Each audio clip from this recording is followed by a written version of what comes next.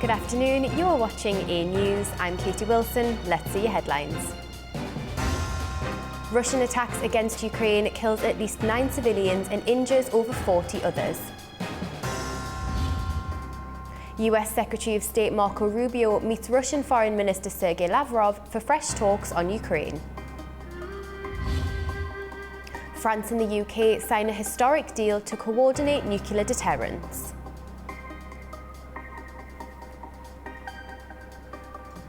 At least 9 civilians were killed and more than 40 others were injured in a wave of Russian attacks across Ukraine in the past 24 hours. Strikes hit cities and towns from Donetsk to Kharkiv, where a maternity hospital was damaged. It comes as Moscow says it's waiting for Ukraine to propose new dates for peace talks, but Kyiv maintains there will be no negotiations until prisoner exchanges are complete.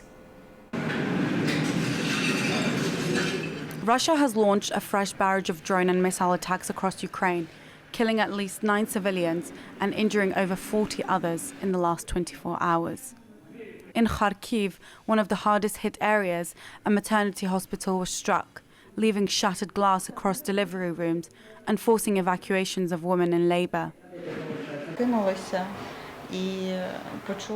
We woke up and heard a very loud whistle. My husband and I got up and rushed to our little one, and at that moment there was a hit and the windows shattered. Thank God we are alive and unharmed. We grabbed our son and ran to the basement. Alexandra Lavrinenko had just given birth. Her husband said they barely escaped in time.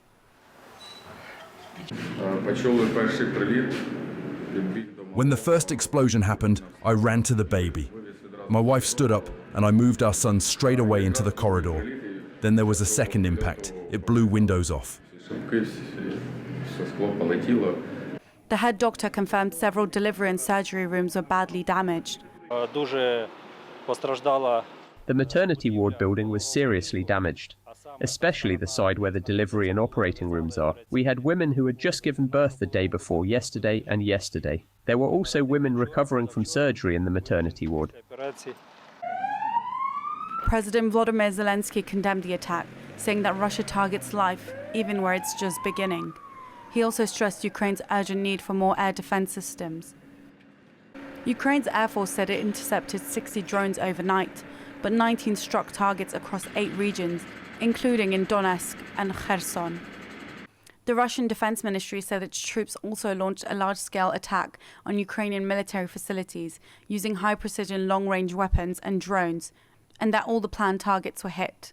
The latest attacks come as Russia says it's awaiting Ukraine's proposals for a new round of talks. But with the country reeling from bombardment and Kyiv waiting for more prisoner exchanges, diplomacy remains far from reach. US Secretary of State Marco Rubio has met with Russian Foreign Minister Sergei Lavrov, expressing Washington's frustration over the lack of progress in ending the war in Ukraine. Hello, boys and girls. US Secretary of State Marco Rubio says he conveyed Washington's frustration over the lack of progress in ending the war in Ukraine during a meeting with Russian Foreign Minister Sergei Lavrov. The two met on the sidelines of the ASEAN Foreign Ministers Summit in Kuala Lumpur, marking their second face-to-face encounter.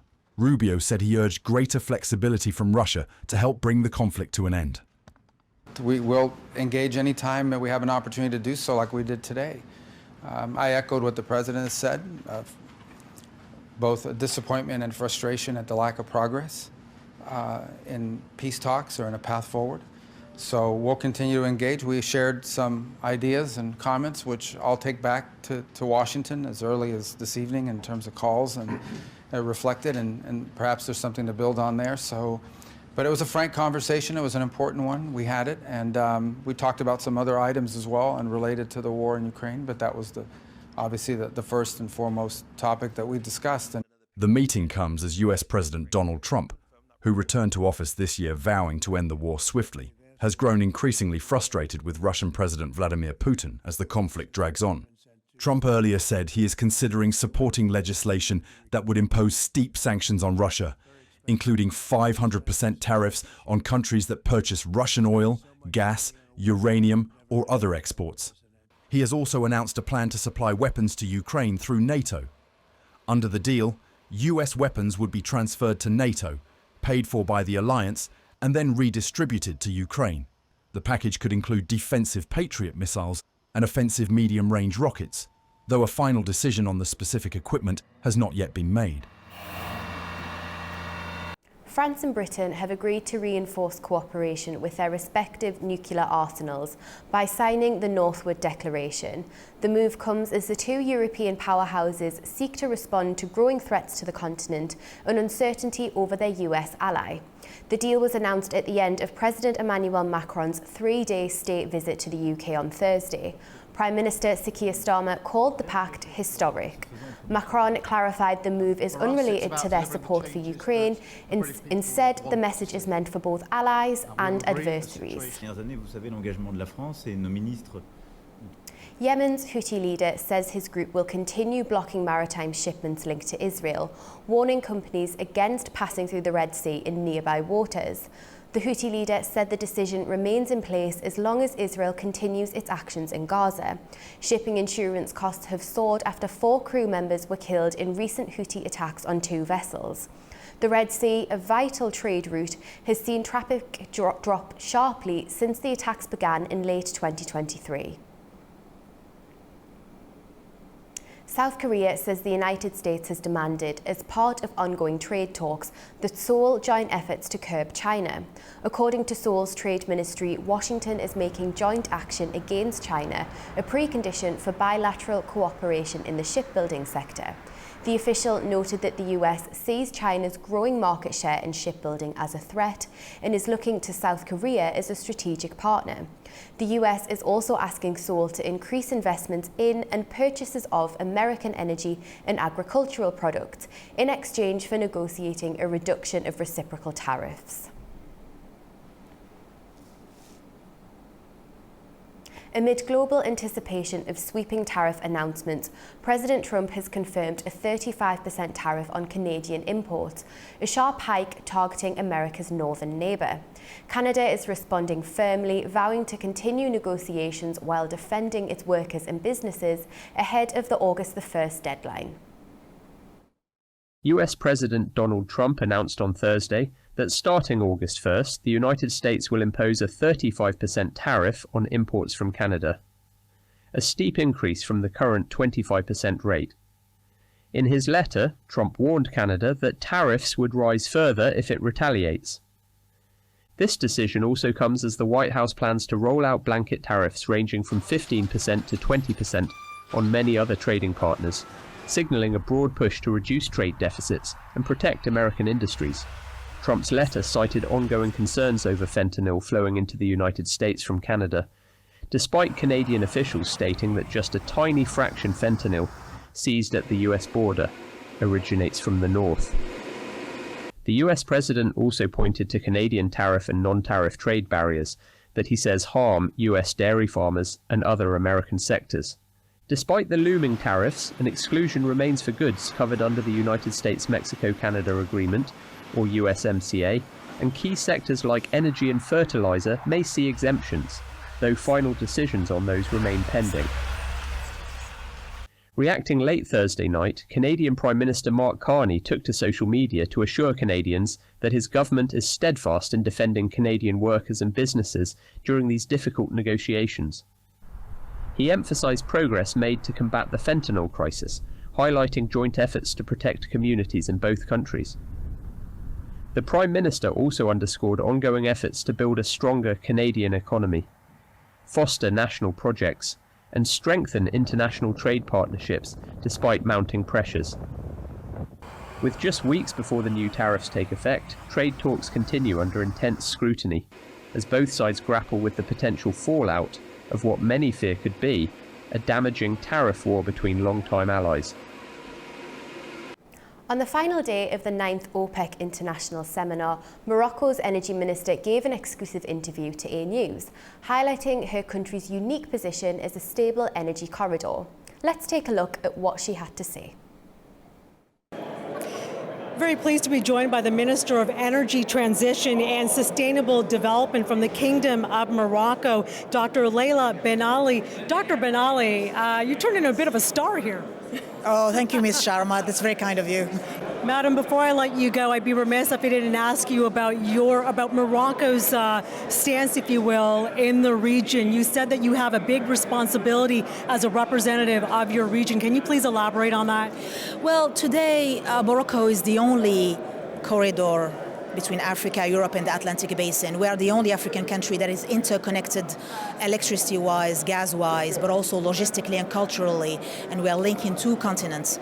And the world is very much dependent on the growth of Africa and the unlocking of more than 400 million people who don't have access to energy today if we want to continue to produce some growth in this world.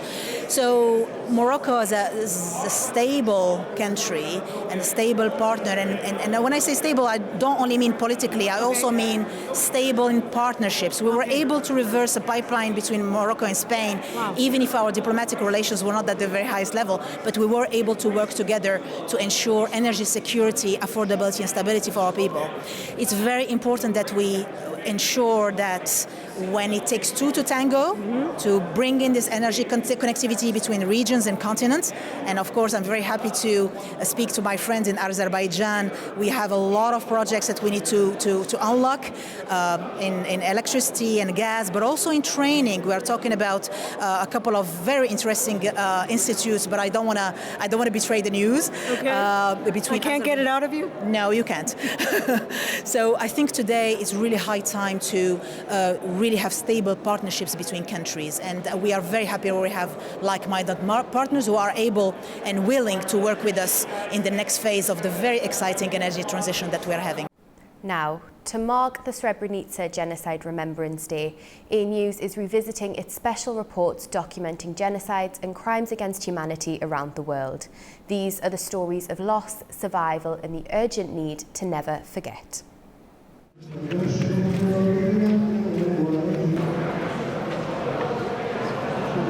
The largest massacre in Europe since the Holocaust, Srebrenica genocide marks its 30th anniversary. In the scorching heat of July 1995, Bosnian Serb forces stormed Srebrenica, a town in eastern Bosnia and Herzegovina. Though the United Nations had declared it a safe area during the 1992 to 1995 Bosnian War, it fell to nationalist forces led by General Ratko Mladic. In the days that followed, more than 8,000 Bosnian Muslim men and boys were systematically executed. They got in, they entered. Simply, people were left to their own devices. Some of them decided to go on the path through the woods. Some of them sought salvation here where the Dutch battalion was. There were trucks here and buses here in front of this gate. People were getting on them. Men were separated here. I had two daughters, and thankfully they were daughters, so they got out. They weren't men. My husband did not want to come here. He decided to go through the woods.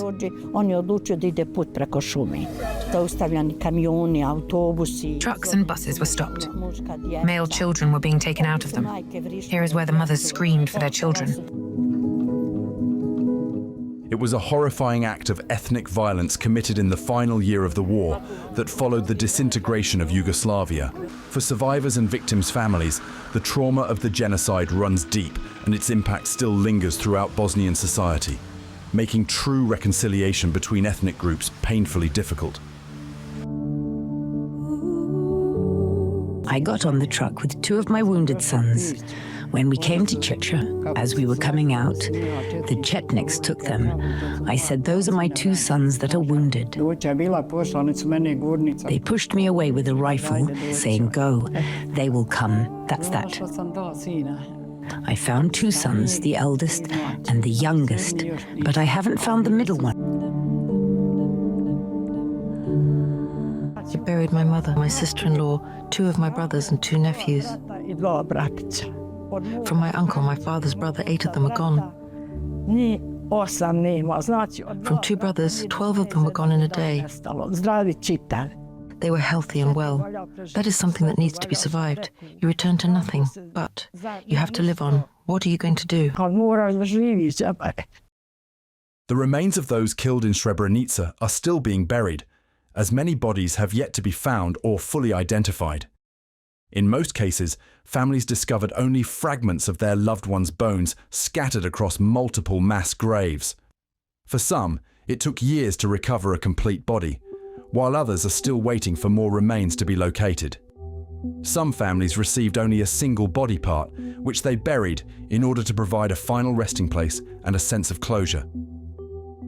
My sons were born in 74 and in 77. They left when Srebrenica fell and never came back.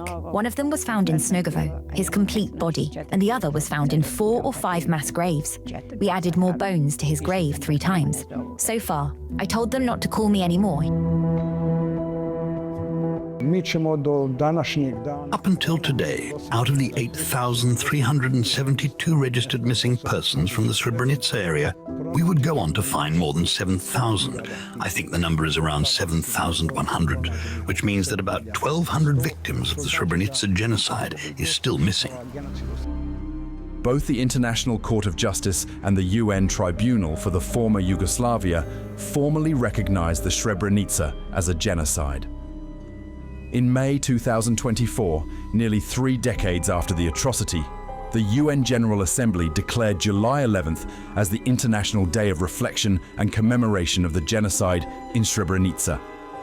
30 years on, the legacy of Srebrenica casts a long shadow over Bosnia and Herzegovina. It serves as a solemn reminder of the consequences of unchecked nationalism and the urgent need for remembrance, justice, and reconciliation.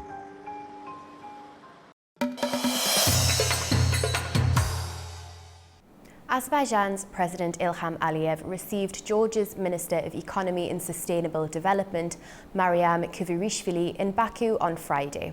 He congratulated the newly appointed minister and noted that her visit to Azerbaijan, shortly after assuming her duties, underscored the close partnership between the two nations. The sides discussed ongoing strategic cooperation across energy, transport and trade, emphasising Azerbaijan's position as one of Georgia's main economic partners and the potential to further expand trade turnover. Azerbaijan and Pakistan are strengthening legal cooperation as Pakistan's Federal Minister for Law and Justice pays a visit to Azerbaijan. To discuss this, we are joined by energy and economic analyst Osama Rizvi. Thank you for being with us. Now, in practical terms, what does strengthening legal cooperation actually look like? Well, thank you so much for having me today. I would like to say that if we are to take this on the practical grounds, I would like to see more of knowledge sharing, capacity enhancement, capacity building agreements between the countries. Also, another thing when it comes to the legal side would be free or easy movement of people. And for that regard, maybe we can have an easier visa regime. Of course, it's already quite easy, but maybe we can work towards that. We can also work towards enhancing cultural and educational exchanges. There is something of that effect right now in place, but it needs to be scaled up a lot. Even in terms of oil and gas, in terms of the tourism, it has the potential to go. It literally has the potential to double. Where do we, as compared to where do we stand right now? So all of these things sort of sounds practical steps, which I hope would follow after the meeting. And when do you expect to see these practical steps, these expanding partnerships come into play? Well, if you ask me personally, I think the time is high right now. This is the perfect time to do it. Pakistan has a huge youth bulge. I know this for a fact that Azerbaijan is also working a lot on the digital economy. We can offer a lot of freelancers or digital infrastructure or digital workforce. Oil and gas remains an issue. The international energy prices are very fickle at the moment. Both countries can explore a lot of agreements on this, and Pakistan can easily use Azeri oil because it's almost the same grade and quality as of Brent or other oils. So, I mean, it should start from now, little baby steps, but practical, consolidated steps. We should move beyond rhetoric now, and I hope that this happens sooner than later. Great to have your insights there. Thank you for joining us on the programme. Thank you. Now, Iran has dismissed what it calls exaggerated reports about the return of undocumented Afghan refugees, saying that the recent spike is part of a routine trend, which accelerated briefly during the Israeli and US strikes on the country last month. Our Iran correspondent Taraj Shiralilu has more.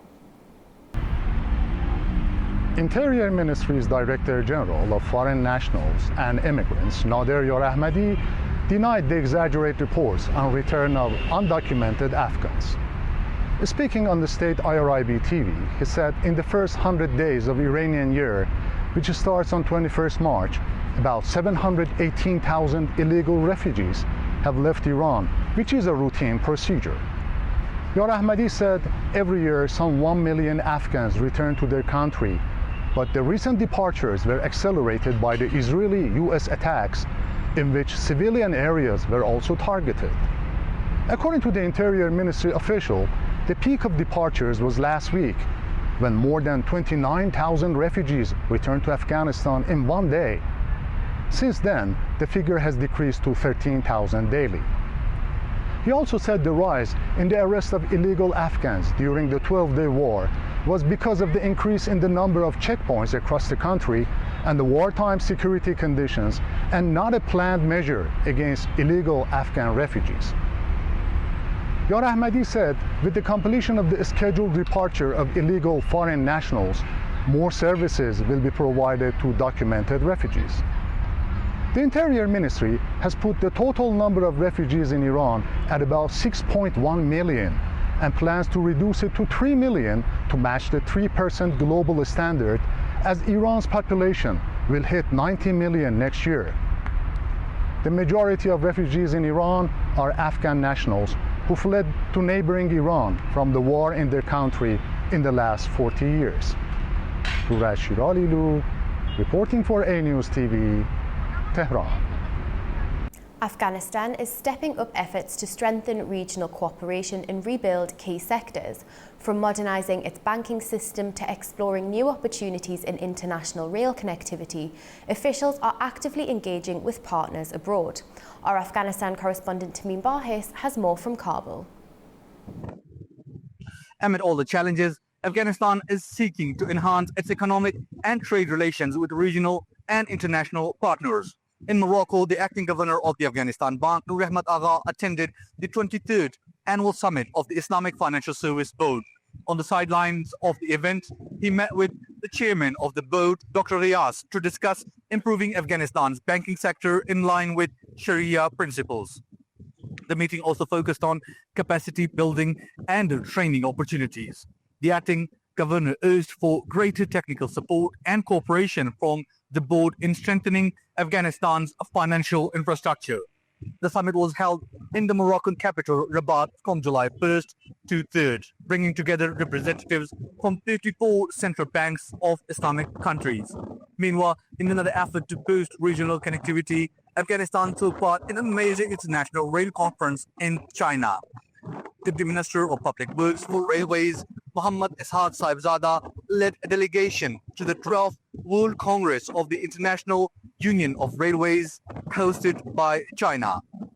Afghanistan has been a member of the UIC since 2013 and views railway expansion as key to its trade and economic growth. These developments come as Afghanistan continues to look for ways to integrate more deeply into regional economic frameworks despite ongoing internal and international challenges. Tamim Bahis reporting for Anewz from Kabul, Afghanistan.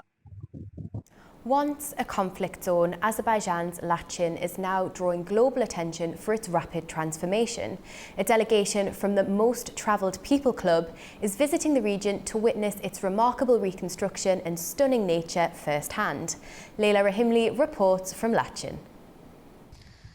We are now in Lachin, a strategically located region in eastern Zangezur, surrounded by stunning mountains and newly built infrastructure. Today is a part of a very special journey organized by the world-famous Most Traveled People Club, or MTP. The delegation includes 30 travelers from 15 countries, led by MTP's founder, American explorer Charlie Wally. So, what brings them here? Their mission is simple but powerful: to explore the places that are often overlooked and to understand the deeper stories that don't always make the headlines. So the group just arrived in Lachin to see some of the most recent reconstruction efforts, including new residential areas, public buildings, modern roads and utility infrastructure. One of the highlights was the visit to Lachin Panoramic Viewpoint, or Lachin Seyrangahı, a newly developed space that offers breathtaking views and symbolizing a fresh chapter for the region. This international team includes experienced travelers, bloggers, photographers and traveler professionals, many of whom have already been to more than 100 countries. For most of them, this is their first time to visiting Azerbaijan's liberated regions, and also many have explored other post-conflict zones. Globally, they say the path and scope of the reconstruction in Lachin is remarkable. And soon their impressions through photos, videos and stories will reach audience across Europe, Asia and North America, helping the world see what is really happening here beyond borders and beyond assumptions. That's all we have for now. Thank you for watching and stay tuned to Anewz.